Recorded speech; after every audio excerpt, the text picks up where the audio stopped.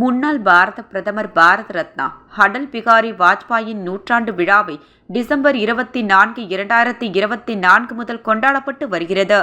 மாநிலம் முழுவதும் ஆண்டு முழுவதும் கொண்டாட்டங்களை திறம்பட திட்டமிட்டு நடத்த பல்வேறு துறைகளைச் சேர்ந்த புகழ்பெற்ற ஆளுமைகளை கொண்ட வரவேற்பு குழு அமைக்கப்பட்டுள்ளது.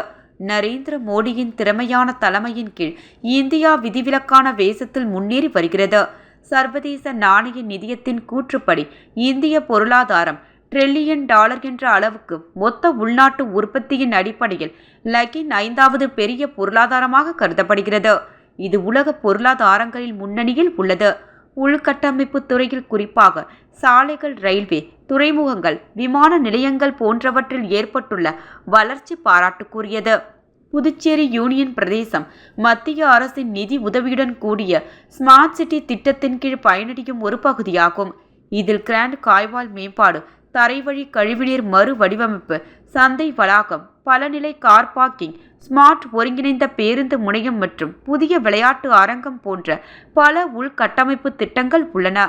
புதுச்சேரியில் தற்போதுள்ள பேருந்து நிலையம் இடிக்கப்பட்டு புதிய பேருந்து நிலையம் கட்டப்பட்டுள்ளது.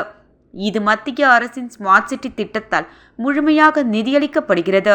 கட்டுமான பணிகள் நிறைவடையும் தருவாயில் உள்ளது. விரைவில் பொதுமக்களுக்காக திறக்கப்படும் என்று எதிர்பார்க்கப்படுகிறது.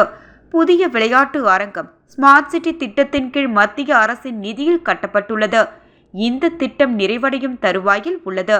விரைவில் பொதுமக்கள் பயன்பாட்டிற்காக திறக்கப்படும் என்று எதிர்பார்க்கப்படுகிறது. புதுச்சேரியில் புதிதாக கட்டப்பட்ட பேருந்து முனையம் மற்றும் புதிதாக கட்டப்பட்ட விளையாட்டு அரங்கம் இரண்டும் பாரத ரத்னா அடல் பிகாரி வாஜ்பாய் பேருந்து முனையம் மற்றும் பாரத ரத்னா அடல் பிகாரி வாஜ்பாய் விளையாட்டு அரங்கம் என பெயரிடப்பட வேண்டும் என்பது புதுச்சேரி மக்களின் விருப்பமாகும். உலகத் தரம் வாய்ந்த சாலை போக்குவரத்தை கொண்டு வந்தவர், அனைத்து வீடுகளுக்கும் சமையல் எரிவாயு வழங்கியவர், பொக்ரைன் அணு ஆயுத வெற்றி சோதனை செய்து இந்தியாவை அணு ஆயுத வல்லரசாக்கியவர், மேலும் கார்கில் போர் வெற்றியை உறுதி செய்தவர். அவருடைய நூற்றாண்டு விழாவின் போது பேருந்து நிலையம் மற்றும் விளையாட்டு அரங்கத்திற்கு பாரத ரத்னா அடல் பிகாரி வாஜ்பாய் என்று பெயரிடப்படுவதன் மூலம் ஒரு சிறந்த ஆளுமை நினைவு கூறப்படுவது பொருத்தமானதாக இருக்கும்.